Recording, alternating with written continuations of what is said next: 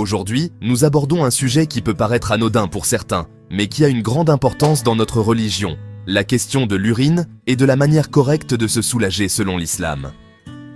Pourquoi l'islam recommande-t-il d'uriner assis plutôt que debout? Que dit la tradition prophétique à ce sujet? Accrochez-vous, car ce que vous allez apprendre pourrait bien changer votre perspective sur ce petit geste quotidien. Tout d'abord, il est important de comprendre que la propreté, ou tahara en arabe, est un pilier fondamental de l'islam.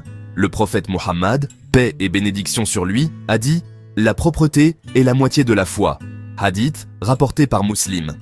Ce n'est donc pas simplement une question d'hygiène, mais une exigence spirituelle et religieuse. Dans de nombreux hadiths authentiques, il est rapporté que le prophète Mohammed, paix et bénédiction sur lui, a recommandé de s'asseoir lorsqu'on urine. Dans un hadith rapporté par Aïcha, qu'Allah soit satisfait d'elle, elle a dit « Quiconque raconte que le prophète urina debout, ne croyez pas en lui, car il n'a jamais uriné debout. » Hadith rapporté par At-Tirmidhi.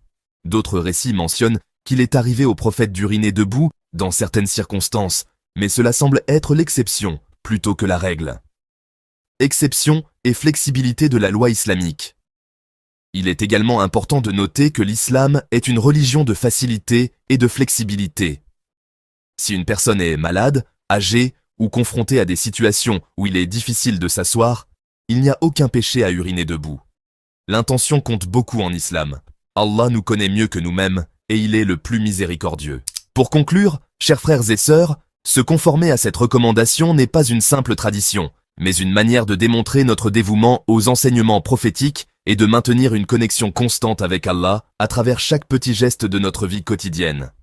Si cette vidéo vous a été utile, n'oubliez pas de liker, de partager et de vous abonner pour plus de contenu sur les enseignements islamiques. Que la paix et la bénédiction d'Allah soient avec vous. Assalamu alaikum wa rahmatullahi wa barakatuh.